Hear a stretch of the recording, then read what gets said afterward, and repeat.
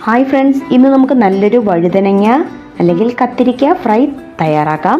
വളരെ എളുപ്പത്തിലും വളരെ രുചികരമായിട്ടും തയ്യാറാക്കാൻ കഴിയും. This is Aishwarya. Welcome to taste with ice.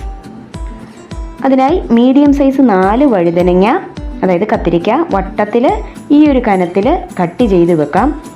ഞാൻ കട്ട് ചെയ്ത് വെള്ളത്തിൽ ഒരു 5 മിനിറ്റ് ഇട്ട് കറയെല്ലാം കളഞ്ഞിട്ടാണ് എടുത്തിരിക്കുന്നത്.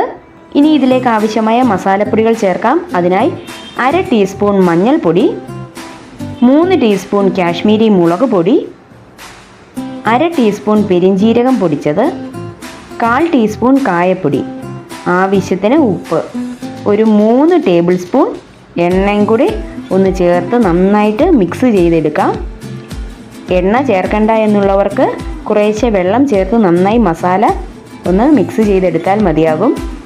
ഇനി ഇതെല്ലാം കൂടി നന്നായിട്ട് നമുക്ക് വഴുതനങ്ങയിലൊന്ന് തേച്ച് പിടിപ്പിക്കാം. എല്ലാ ഭാഗത്തും നന്നായി മസാല പുരളണം.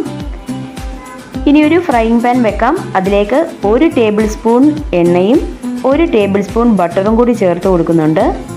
ഇനി നന്നായിട്ട് എല്ലായിടവും ഒന്ന് സ്പ്രെഡ് ചെയ്തതിന് ശേഷം ഓരോ മസാല പുരട്ടിയ വഴുതനങ്ങയും ചേർത്ത് കൊടുക്കാം.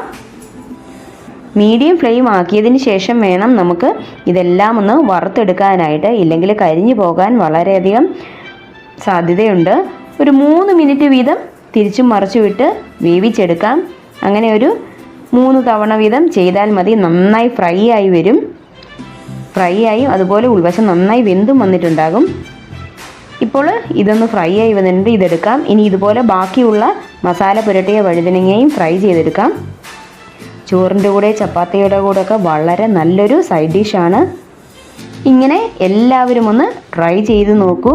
ബട്ടറിൽ തന്നെ ഫ്രൈ ചെയ്തെടുക്കണം, എന്നാൽ മാത്രമേ കറക്റ്റ് ടേസ്റ്റ് ലഭിക്കുകയുള്ളൂ.